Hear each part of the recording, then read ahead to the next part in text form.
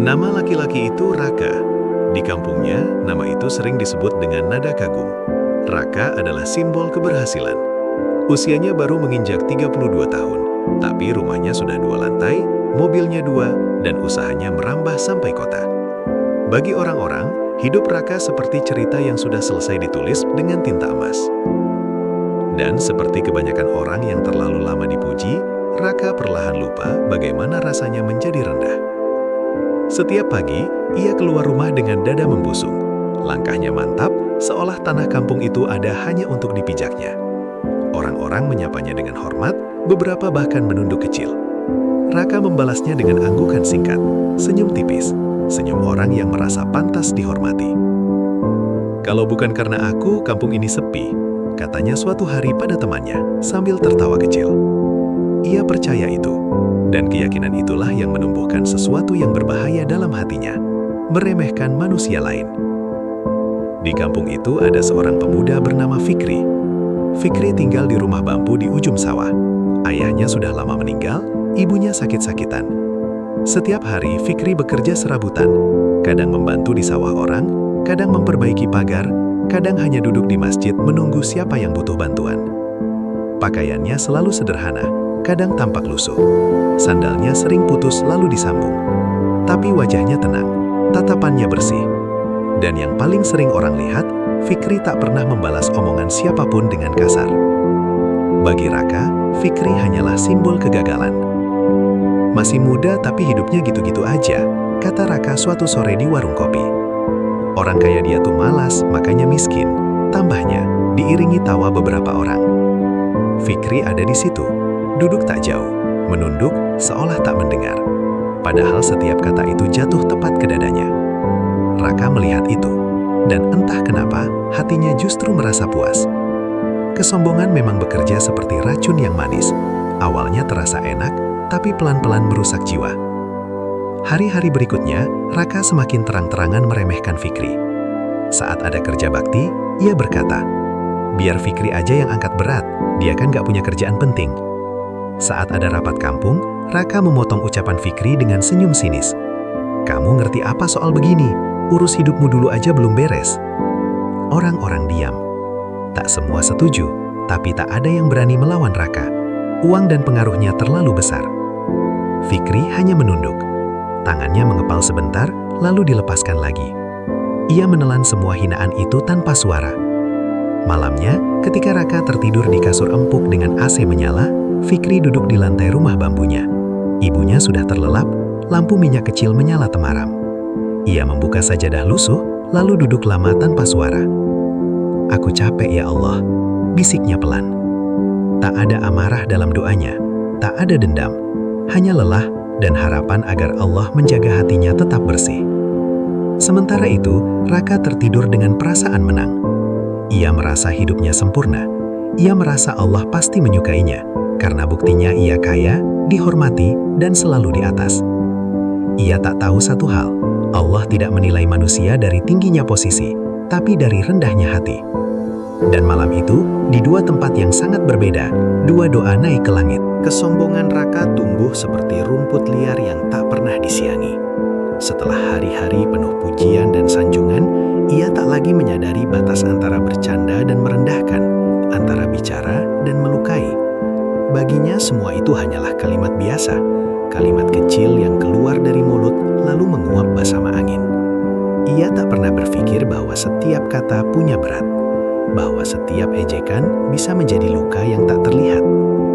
Suatu pagi, kampung ramai oleh kabar kedatangan bantuan pembangunan dari kota. Akan ada proyek perbaikan jalan dan beberapa warga diminta ikut kerja. Kepala desa mengumpulkan warga di balai kampung. Raka datang paling akhir, mengenakan kemeja rapi, jam tangan mahal, dan sepatu yang berkilau. Semua menoleh. Raka duduk di depan, menyilangkan kaki. Fikri duduk di belakang, dekat pintu, seperti biasa. Kepalanya sedikit menunduk, tangannya memegang topi lusuh yang sudah pudar warnanya. Kepala desa mulai membagi tugas. Saat giliran menyebut nama Fikri, Raka langsung tertawa kecil. "Pak Lurah, jangan kasih yang penting ke dia," ucap Raka, cukup keras agar semua mendengar. "Nanti malah salah semua, dia kan biasa ngangkat batu, bukan mikir." Beberapa orang tersenyum kaku. beberapa lainnya menunduk, tak nyaman. Fikri terdiam. Ia menarik napas, pelan. Jantungnya berdegup lebih cepat, tapi wajahnya tetap tenang. Kepala desa menegur pelan, "Raka, semua orang di sini sama." Raka hanya mengangkat bahu. "Saya cuma bercanda, Pak, biar suasana hidup." Ia tertawa, dan tawa itu seperti pisau kecil, menusuk perlahan. Setelah rapat, orang-orang keluar satu persatu. Di luar, matahari sudah tinggi. Fikri berjalan ke arah masjid untuk mengambil air wudhu sebelum bekerja. Saat melewati Raka, ia menunduk hormat. Raka menyengir, "Kalau capek, istirahat aja, Fik. Hidup bukan santai, gak ada yang dikejar." Kata-kata itu keluar begitu saja, tanpa beban. Bagi Raka, itu hanya kalimat ringan. Tapi bagi Fikri, kalimat itu seperti penegasan bahwa dirinya dianggap tak berarti. Hari-hari berikutnya hinaan itu terus berulang. Di sawah, di warung, di jalan, di depan orang banyak. Raka seolah menemukan hiburan baru, menjadikan Fikri bahan candaan. "Hei Fikri, kalau kamu kaya, jangan lupa sama kami ya." "Hahaha, kaya dari mana? Dari doa doang." Tawa pecah, dan setiap tawa adalah luka baru. Fikri tetap diam. Ia bekerja lebih keras, ia bangun lebih pagi, ia pulang lebih malam. Saat orang lain berbincang, ia memilih masjid. Saat orang lain tertawa, ia memilih sujud lebih lama. Ia tidak menceritakan apapun pada ibunya. Ia hanya berkata, "Doakan aku kuat, Mak." Dan ibunya, dengan suara lemah, selalu menjawab, "Orang yang sabar itu dicintai Allah, Nak. Jangan balas dengan buruk." Raka tidak tahu itu. Ia tidak peduli. Baginya, Fikri hanyalah bayangan yang tak akan pernah sejajar dengannya. Suatu sore hujan turun deras, pekerjaan dihentikan. Orang-orang berlarian mencari tempat berteduh. Raka berdiri di teras warung, meminum kopi hangat. Dari kejauhan ia melihat Fikri berjalan sambil memanggul karung semen sendirian. "Hei pahlawan," teriak Raka sambil tertawa. "Kalau jatuh, jangan nangis ya, orang miskin kuat," katanya. Fikri berhenti sebentar. Air hujan membasahi wajahnya, menyamarkan mata yang mulai basah. Ia menoleh, bukan dengan marah, tapi dengan tatapan yang sangat lelah. "Aku cuma mau cepat selesai, Mas," jawabnya pelan. Raka terdiam sesaat. Entah kenapa, untuk sepersekian detik, ia merasa seperti melihat sesuatu yang berbeda di mata Fikri. Tapi perasaan itu cepat ia tepis. "Ya sudah, cepat sana," katanya dingin. Malam itu, Raka pulang dengan perasaan biasa saja. Ia makan, menonton televisi, lalu tidur. Tak ada yang mengganjal, tak ada yang ia sesali. Karena bagi orang yang terbiasa meremehkan, hinaannya memang terasa biasa. Sementara itu di rumah bambu, Fikri duduk lagi di atas sajadah lusuh. Tangannya gemetar, bukan karena dingin, tapi karena menahan sesuatu yang ingin pecah. Ia menengadah, "Ya Allah, kalau aku salah, perbaiki aku. Kalau aku dizalimi, jangan biarkan hatiku kotor." Air matanya jatuh, satu demi satu. Dan malam itu, sekali lagi, doa naik ke langit. Doa yang tidak keras, tapi jujur. Doa yang tidak menuntut, tapi berserah. Raka tidak tahu bahwa hinaan yang ia anggap biasa sedang dicatat sebagai sebab. Dan sebab itu, kelak akan kembali kepadanya dengan cara yang tak pernah ia bayangkan. Tak ada yang benar-benar tahu bagaimana Fikri menjalani hari-harinya. Di mata orang kampung, ia hanya pemuda biasa, pendiam, miskin, dan selalu ada jika dibutuhkan. Tapi tak ada yang melihat perang sunyi di dalam dadanya. Perang antara rasa sakit dan keikhlasan. Setiap pagi, Fikri bangun sebelum azan subuh. Ia tidak punya alarm, hanya kebiasaan. Begitu matanya terbuka, ia duduk sejenak, menarik nafas panjang, lalu berbisik pelan, "Bantu aku kuat hari ini ya Allah." Ia berwudu dengan air sumur yang dingin menggigit tulan, lalu berjalan ke masjid. Langkahnya pelan, tapi pasti. Masjid itu sering kosong. Hanya ada ia, imam tua, dan suara jangkrik yang bersahutan. Di sanalah Fikri belajar satu hal. Kesabaran tidak butuh saksi. Setelah sholat, ia tidak langsung pulang. Ia duduk lama, membaca Al-Quran dengan suara lirih. Bukan karena ia pandai, tapi karena di sanalah hatinya terasa lebih tenang. Di luar masjid, hidupnya sering terasa sempit.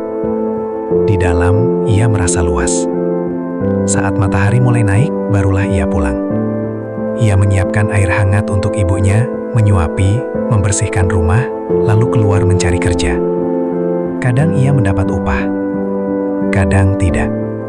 Kadang orang memuji tenaganya, kadang hanya memanfaatkan lalu pergi. Dan kadang, hinaan Raka kembali datang. Seperti tamu yang tak pernah diundang tapi selalu muncul. Suatu siang di sawah, Raka kembali datang dengan mobilnya.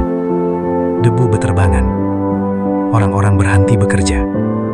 Raka turun, melihat-lihat, lalu menatap Fikri yang sedang mencangkul. "Masih di situ aja," kata Raka sambil tertawa. "Kayaknya dari dulu hibukmu gak naik-naik ya?" Fikri berhenti mencangkul. Tangannya gemetar.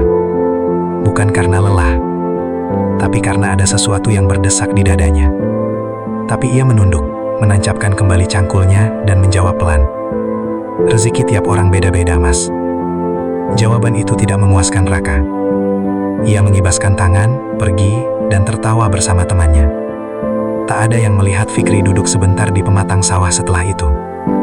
Ia menatap langit, menarik nafas panjang, dan menelan perih yang terasa seperti api kecil di tenggorokan. "Aku gak boleh benci," bisiknya. "Kalau aku benci, aku kalah." Ia tahu, membalas hinaan dengan hinaan hanya akan membuat hatinya sama kotor. Maka ia memilih jalan yang lebih sepi. Diam dan sabar. Malamnya, saat ibunya tertidur, Fikri keluar rumah. Ia duduk di depan, memandangi langit yang bertabur bintang. Rumah bambunya berderit pelan tertiup angin. Di saat seperti itu, air matanya sering jatuh tanpa suara. Bukan karena ia lemah, tapi karena ia manusia. Ia tidak pernah berdoa agar Aka jatuh. Ia hanya berdoa agar hatinya tidak rusak. "Ya Allah, jangan jadikan aku orang yang pahit," ucapnya dengan suara bergetar. "Kalau aku harus sakit, biarlah sakit ini mendekatkanku padamu." Doa itu tak terdengar siapapun, tapi langit mendengarnya. Hari demi hari berlalu. Kesabaran Fikri seperti benih yang ditanam di tanah yang gelap. Tak ada yang melihatnya tumbuh. Tak ada yang memuji. Tak ada yang menyiram kecuali doa. Dan Raka, ia tetap di puncaknya. Tetap dihormati, tetap merasa benar. Ia melihat Fikri semakin pendiam, semakin menunduk, dan ia mengira itu tanda kekalahan. Padahal, itu tanda keteguhan. Suatu sore hujan turun lagi. Fikri berteduh di masjid setelah selesai membantu memperbaiki atap rumah orang. Tangannya penuh luka kecil, punggungnya pegal, bajunya basah. Ia sholat 2 rakaat, lalu duduk lama. Dan untuk pertama kalinya setelah sekian lama, ia menangis tanpa menahan. Air matanya jatuh ke sajadah, bercampur air hujan yang menetes dari rambutnya. "Aku capek ya Allah. Kalau aku harus sendiri." Ada yang berubah dari luar, tapi di dalam diri Fikri, sesuatu mulai bergerak. Ia tak tahu kapan tepatnya. Tak ada tanda besar, tak ada keajaiban yang langsung terlihat. Hanya perasaan tenang yang perlahan menguat, seolah ada tangan lembut yang menahan dadanya agar tak runtuh. Doa-doanya tak lagi penuh tangis, tapi penuh pasrah. Setiap selesai sholat, ia tidak meminta dunia. Ia hanya berkata, "Ya Allah, arahkan aku. Aku lelah berjalan tanpa tahu kemana." Dan doa yang seperti itu, yang keluar dari hati yang benar-benar berserah, jarang sekali ditolak. Suatu pagi, setelah sholat subuh, imam tua masjid memanggilnya. "Fikri, kamu bisa membaca Al-Quran dengan tartil," kata sang imam pelan. "Mulai besok, temani saya mengajar anak-anak sore hari." Fikri terdiam. Ia tidak pernah merasa pantas. Ia hanya belajar sendiri, membaca dengan perlahan, salah, lalu mengulang. "Tapi saya bukan siapa-siapa, Pak," katanya ragu. Imam itu tersenyum. Justru itu yang Allah pakai, biasanya yang tidak merasa pantas. Kalimat itu menggema lama di dada Fikri. Sore itu, untuk pertama kalinya, ia duduk di depan anak-anak kecil di masjid. Tangannya gemetar, suaranya bergetar, tapi matanya jujur. Ia mengajar dengan sabar, pelan, tanpa marah. Anak-anak menyukainya. Mereka datang lebih banyak setiap hari. Bahkan anak-anak yang dulu malas ke masjid mulai ikut. Tak ada yang mengumumkan, tak ada yang memuji. Tapi doa Fikri mulai menemukan jalannya. Hari demi hari, kabar tentang Fikri pelan-pelan menyebar. Anak itu baik, ngajarnya sabar. Dia nggak pernah marah, anak-anak jadi betah. Kalau capek, dia tetap senyum. Sementara itu, hidup Raka mulai terasa aneh, meski ia belum sadar. Beberapa urusannya tersendat, supplier telat, mitra bisnis mulai susah dihubungi. Tapi ia menganggap itu biasa. Ia masih merasa berada di atas. Sedangkan Fikri, yang tak pernah mengejar apapun, mulai diberi tanpa meminta. Suatu hari, seorang tamu datang ke masjid. Ia dari kota, mencari tempat untuk program pembinaan anak dan remaja. Ia melihat Fikri mengajar. Ia memperhatikan lama, lalu berkata, "Siapa pemuda itu?" Imam tua menjawab, "Dia yatim, hidup sederhana, tapi hatinya baik." Tamu itu mendekati Fikri setelah kelas selesai. "Kamu mau ikut pelatihan ke kota? Gratis. Kami butuh orang seperti kamu." Fikri terpaku. Ia pulang dengan langkah gemetar, membawa kabar yang tak pernah ia bayangkan. Ibunya menangis haru malam itu, memeluknya erat. "Allah dengar doamu, nak," bisik ibunya. Dan benar saja, sejak hari itu, hidup Fikri mulai berbelok. Ia pergi ke kota, belajar, dibina, dilatih. Ia tidur di asrama sederhana, makan seadanya, tapi hatinya penuh. Untuk pertama kalinya, ia merasa hidupnya punya arah. Sementara itu, Raka masih di kampung, masih tertawa, masih bicara tinggi. Ia melihat Fikri jarang ada, pasti kabur karena malu hidup miskin, katanya suatu sore. Orang-orang tak menanggapi lagi seperti dulu, beberapa hanya diam. Fikri tak tahu ucapan itu. Ia sibuk belajar, sibuk memperbaiki diri, sibuk mengisi hidup dengan sesuatu yang dulu tak pernah ia miliki, harapan. Dan setiap malam, sebelum tidur, ia selalu berdoa, "Ya Allah, kalau ini darimu, jaga aku agar tetap rendah." Di langit, doa itu dicatat, dan di bumi, langkahnya mulai dituntun. Tak ada yang tahu, kecuali Allah, bahwa dari sajadah lusuh di rumah bambu itu, sebuah doa telah menembus lapisan langit, dan jawabannya sedang turun, pelan, rapi, dan tak bisa dihentikan siapapun. Waktu berjalan seperti air yang mengalir pelan, tapi tak bisa dihentikan. Tanpa disadari siapapun, termasuk Fikri sendiri, perubahan itu semakin nyata.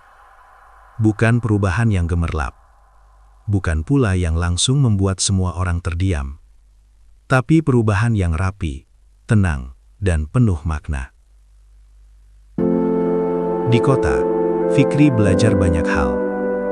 Ia belajar mengajar dengan metode yang baik, belajar berbicara di depan orang, belajar memahami manusia, dan yang terpenting, belajar menjaga hatinya tetap rendah, meski mulai dihormati.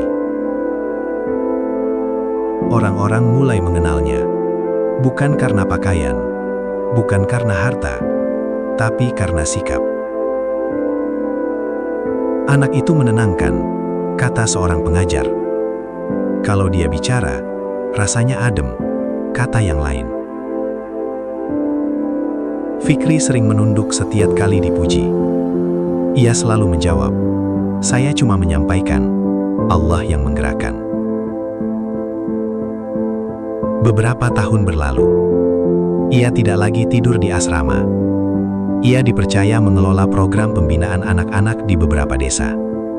Ia sering diundang ke tempat-tempat yang dulu tak pernah ia bayangkan akan menginjakkan kaki di sana. Namun satu hal tak pernah berubah. Ia selalu pulang ke kampungnya setiap bulan, menjenguk ibunya, menyapu masjid, duduk di tempat yang sama seperti dulu. Kampung itu mulai melihatnya dengan cara yang berbeda. Bukan lagi Fikri si pemuda miskin, tapi Fikri yang tenang, berilmu, dan disegani. Anak-anak berlarian menghampirinya. Orang tua menyapanya dengan hormat. Kepala desa mempersilahkannya duduk di depan saat rapat. Dan di antara semua tatapan itu, ada satu pasang mata yang memandang dengan rasa yang sulit dijelaskan. Mata Raka. Raka terdiam melihat perubahan itu. Ia mendengar kabar, tapi baru kali ini melihat sendiri. Fikri datang dengan pakaian sederhana, tetap sama, tapi aura di sekitarnya berbeda. Orang-orang mendengarkan ketika ia bicara. Orang-orang menunggu pendapatnya. Sementara Raka, untuk pertama kalinya, tidak lagi menjadi pusat. Hatinya terasa panas. Raka mulai merasa dunia tak lagi berdiri di pihaknya. Awalnya hanya hal-hal kecil yang ia anggap sepele. Pesanan yang dibatalkan, uang yang terlambat masuk, telepon yang tak lagi sering berdering. Tapi seperti retakan halus di dinding rumah, masalah-masalah itu merambat, saling menyambung. Hingga suatu hari, semuanya runtuh bersamaan. Ia duduk di ruang tamu rumah 2 lantainya, menatap lantai mengkilap yang dulu membuatnya bangga. Kini, rumah itu terasa kosong. sunyi. Tak ada tawa, tak ada tamu, tak ada pujian. Istrinya mulai sering diam, anak-anaknya jarang menemuinya, dan Raka, untuk pertama kalinya dalam hidupnya, ia mulai takut. Suatu pagi ia dipanggil ke kantor mitra bisnis terbesar. "Kerjasama kita selesai sampai di sini," kata pria itu datar. "Banyak laporan, banyak masalah. Kami tak bisa ambil resiko lagi." Raka mencoba bicara, mencoba meyakinkan, tapi suaranya tak lagi punya kuasa. Ia keluar dari gedung itu dengan langkah gontai, napasnya berat. Hari itu hujan turun deras, sama seperti hari-hari ketika ia pernah menertawakan Fikri yang bekerja di tengah hujan. Tapi kini, ia sendirian, berdiri di bawah atap halte, menatap air yang jatuh seolah menertawakan dirinya. Masalah tak berhenti di situ. Satu persatu utang datang menagih, rekeningnya menipis. Mobil yang dulu dibanggakan harus dijual. Rumahnya mulai sepi dari perabotan mahal. Orang-orang yang dulu memujanya, kini menghindar. Teleponnya sepi, undangan tak lagi datang. Dan yang paling menyakitkan, tak ada yang peduli. Raka pulang ke kampung dengan kepala tertunduk. Ia berjalan melewati jalan yang dulu ia banggakan telah ia bantu bangun. Tapi kini, tak ada yang menyapanya, tak ada yang berdiri menghormatinya. Ia melihat masjid. Ia melihat orang-orang berkumpul di sana. Dan di tengah mereka, berdiri Fikri. Tenang, dikelilingi senyum, dihormati. Raka berhenti di kejauhan, dadanya sesak, matanya panas. Ia ingin pergi, tapi kakinya berat, hatinya teriak, "Inilah balasanmu." Malam itu Raka duduk sendirian di teras rumah yang hampir kosong. Angin malam menusuk tulang. Ia membuka ponsel, menelusuri foto-foto lama. Dirinya tersenyum, dikelilingi orang, dipuji, dieluk-jalukan. Air matanya jatuh tanpa ia sadari. "Apa salahku?" bisiknya. Dan untuk pertama kalinya, sebuah jawaban muncul di hatinya, pahit tapi jujur. "Mulutmu, hatimu, kesombonganmu." Ia teringat wajah Fikri yang selalu menunduk, suara lembutnya, tatapan lelahnya. Raka menutup wajahnya dengan tangan, bahunya bergetar. Ia menangis seperti anak kecil yang kehilangan segalanya. Tak ada yang menenangkan, tak ada yang memeluk, tak ada yang memuji. Di titik terendah itulah, Raka menyadari satu hal yang terlambat. Ia telah hidup terlalu tinggi, sampai lupa melihat ke bawah. Dan saat Allah menarik alasnya, ia jatuh tanpa pegangan. Malam itu Raka sujud untuk pertama kalinya setelah sekian lama. Bukan sujud orang yang bangga, tapi sujud orang yang hancur. "Ya Allah," suaranya pecah. "Kalau Engkau masih mau menerima, ajari aku." Raka tidak pernah membayangkan pertemuan itu akan datang secepat ini. Ia pikir ia masih punya waktu untuk memperbaiki diri, untuk menata hidup yang sudah porak-poranda, untuk mengumpulkan sisa-sisa harga diri yang berserakan. Tapi takdir tak pernah menunggu kesiapan manusia. Sore itu langit kampung mendung, angin bertiup pelan, membawa bau tanah basah. Raka berdiri di depan masjid dengan pakaian sederhana yang bahkan tak pernah ia pakai dulu. Bajunya sudah agak kusam, sandalnya tipis, wajahnya lebih tua dari usianya. Ia menarik napas panjang, lalu melangkah masuk. Masjid itu ramai, bukan ramai seperti dulu, tapi ramai dengan ketenangan. Anak-anak duduk rapi, orang dewasa berbaris tenang, dan di depan berdiri Fikri. Raka berhenti di ambang pintu, dadanya sesak, kakinya gemetar, tangannya dingin. Itu Fikri, pemuda yang dulu ia hina, yang dulu ia jadikan bahan tawa, yang dulu selalu ia injak dengan kata-kata. Kini berdiri di sana, tenang, bersih, dihormati, dan bercahaya. Fikri sedang berbicara tentang kesabaran, tentang hati yang tidak boleh rusak meski disakiti, tentang manusia yang diuji bukan karena dibenci, tapi karena disiapkan. Setiap kalimatnya seperti pisau kecil yang mengiris pelan hati Raka. Raka duduk di barisan paling belakang. Ia menunduk, ia tidak berani menatap. Ia ingin pergi, tapi tubuhnya seperti terkunci, seolah Allah ingin ia mendengar semuanya sampai tuntas. Setelah pengajian selesai, orang-orang berdiri, mengerumuni Fikri, bersalaman, tersenyum, berbicara pelan penuh hormat. Raka tetap duduk, sendirian, seperti bayangan yang tak diinginkan. Satu persatu orang keluar, masjid mulai sepi. Raka berdiri, langkahnya berat, kakinya terasa seperti diseret. Ia mendekat. Fikri sedang membereskan buku-buku di rak. Saat menoleh, ia terdiam. Matanya membesar sedikit, tapi wajahnya tetap tenang. "Mas Raka," katanya pelan. Satu panggilan itu membuat dada Raka runtuh. Ia tak sanggup berdiri tegak. Ia menunduk lama, lalu ia berlutut. "Aku minta maaf," suaranya pecah. "Maafkan aku jahat, aku sombong, aku menyakitimu." Masjid sunyi, tak ada orang lain. Hanya mereka berdua dan Allah yang melihat. Air mata Raka jatuh ke lantai, bahunya gemetar hebat. Ia tak peduli lagi pada harga diri. Fikri terpaku, tangannya gemetar. Ia tak pernah membayangkan hari ini datang dengan cara seperti ini. Ia menunduk, memegang bahu Raka. "Mas, bangun," katanya lembut. "Jangan begitu." Raka menggeleng, air matanya terus mengalir. "Aku hancur karena kesombonganku. Aku baru ngerti sekarang. Aku salah menilaimu. Aku salah menilai hidup." Fikri menarik napas panjang. Ada kenangan pahit yang tiba-tiba menyeruak, tapi bersamanya ada rasa yang lebih kuat, kelegaan. "Aku sudah maafkan dari dulu, Mas," katanya pelan. "Bahkan sebelum Mas minta." Raka terisak lebih keras. "Kenapa kamu gak benci aku?" Fikri tersenyum tipis, mata berkaca-kaca. "Karena kalau aku benci, aku berhenti jadi manusia yang Allah ajari untuk sabar." Kalimat itu menghantam Raka lebih keras dari tamparan manapun. Ia berdiri perlahan, masih tertunduk. Tak ada kata yang cukup untuk membalas kebaikan itu. Sore itu, mereka duduk berdampingan di serambi masjid. Diam lama, tak ada canggung, hanya keheningan yang penuh makna. Langit mulai cerah, awan bergerak pelan. Untuk pertama kalinya, Raka merasa ringan. Ia merasa diampuni. Setelah pertemuan di masjid itu, hidup Raka tidak langsung berubah menjadi baik. Ia tidak tiba-tiba kaya lagi.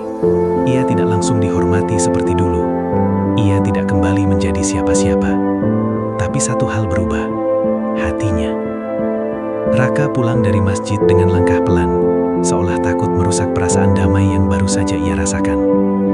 Rumahnya masih sepi, dindingnya masih kosong, masalahnya masih menunggu. Tapi untuk pertama kalinya, ia tidak merasa sendirian. Ada Allah, dan itu cukup, meski belum terasa ringan. Malam itu, Raka sholat lama sekali. Ia sujud lebih lama dari biasanya. Air matanya jatuh tanpa ditahan. "Ya Allah, aku menyesal," katanya pelan. "Kalau waktu bisa diputar, aku ingin jaga mulutku, jaga hatiku. Tapi sekarang semuanya sudah rusak." Tak ada suara menjawab. Tak ada tanda. Hanya ketenangan yang menetes perlahan ke dadanya. Hari-hari berikutnya, Raka mulai hidup berbeda. Ia bangun lebih pagi, pergi ke masjid, duduk di sof belakang, diam, mendengarkan. Ia tak lagi ingin terlihat. Ia hanya ingin diperbaiki. Orang-orang kampung melihat perubahan itu, tapi tak banyak yang menyapa. Masa lalu terlalu panjang untuk dilupakan seketika. Dan Raka mengerti itu. Ia tidak menuntut maaf siapapun. Ia hanya ingin menebus. Ia mulai membantu kerja bakti, mengangkat batu, membersihkan parit. Tangannya lecet, punggungnya sakit. Tapi justru disitulah ia merasa hidup. Suatu hari, Raka melihat Fikri mengajar anak-anak di masjid. Ia berdiri di luar, ragu untuk masuk. Namun Fikri menoleh dan memanggilnya. "Mas Raka, ikut duduk," katanya sambil tersenyum. Raka terdiam sesaat, lalu masuk, duduk di belakang anak-anak kecil. Ia menunduk, malu, tapi hangat. Tak ada hinaan, tak ada tatapan sinis, hanya penerimaan. Sore itu, Raka menangis lagi, bukan karena sakit, tapi karena menyesal telah menyia-nyiakan hati sebaik itu. Ia mulai membantu Fikri, kadang mengantar anak-anak, kadang membersihkan masjid, kadang hanya duduk mendengarkan. Tapi penyesalan tetap ada, mengendap, seperti bayangan panjang yang tak mau pergi. Suatu malam, Raka duduk sendirian di teras masjid setelah semua pulang. Lampu masjid menyala temaram. Angin dingin berhembus pelan. Fikri datang, duduk di sampingnya. "Mas Raka kelihatan capek," katanya. Raka tersenyum pahit. "Aku capek sama diriku sendiri," jawabnya jujur. Waktu terus berjalan. tanpa pernah menunggu siapapun. Musim berganti, wajah kampung berubah, anak-anak tumbuh besar, dan orang-orang belajar menerima bahwa hidup memang tidak selalu adil di mata manusia, tapi selalu adil di mata Allah. Raka kini bukan lagi Raka yang dulu. Tak ada lagi mobil mewah di halaman, tak ada lagi orang-orang yang berebut duduk di dekatnya, tak ada lagi suara tawa yang memuja, tapi ada sesuatu yang jauh lebih berharga, hati yang bersih dan tenang. Ia hidup sederhana di rumah kecil dekat masjid. Setiap subuh ia sudah duduk di syaf belakang. Ia membersihkan halaman masjid, menata sandal, membantu apa saja tanpa diminta. Orang-orang melihatnya, tapi tidak banyak yang berbicara, dan Raka tidak keberatan. Ia tahu kepercayaan tidak bisa dipaksa, hanya bisa ditunggu. Sementara itu, Fikri terus berjalan di jalannya. Ia tidak berubah menjadi orang yang tinggi hati, justru semakin dikenal, ia semakin menunduk. Ia sering mengingatkan anak-anak yang diajarnya, kalau suatu hari kalian jadi orang besar, jangan injak siapapun. Allah tidak suka itu.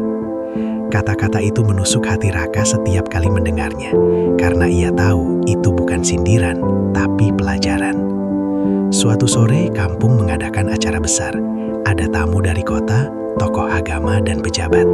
Fikri diminta memberi tausiah. Raka duduk di barisan belakang, di samping tiang, seperti biasa. Fikri berdiri di depan, suaranya tenang tapi kuat. "Jangan hina manusia," katanya pelan. Karena kita tidak tahu siapa yang paling mulia di sisi Allah. Bisa jadi yang kita remehkan hari ini justru menjadi cahaya di hari esok. Raka menunduk, air matanya jatuh tanpa suara. Ia tahu kalimat itu adalah ringkasan dari hidupnya sendiri. Setelah acara selesai, orang-orang pulang. Langit mulai gelap. Raka masih duduk di tempatnya, tak bergerak. Fikri mendekat. "Mas Raka, ayo pulang, sudah malam." Raka tersenyum kecil. "Terima kasih. Kalau bukan karena kamu, aku mungkin masih buta sampai sekarang." Fikri menggeleng pelan. "Bukan aku, Mas. Allah yang mengajar. Aku cuma bagian kecil dari pelajaran itu." Mereka berjalan berdampingan menuju gerbang masjid. Tak ada jarak, tak ada luka, tak ada masa lalu yang mengikat. Yang ada hanya dua manusia yang sama-sama pernah diuji dengan cara yang berbeda. Di depan masjid, Raka berhenti.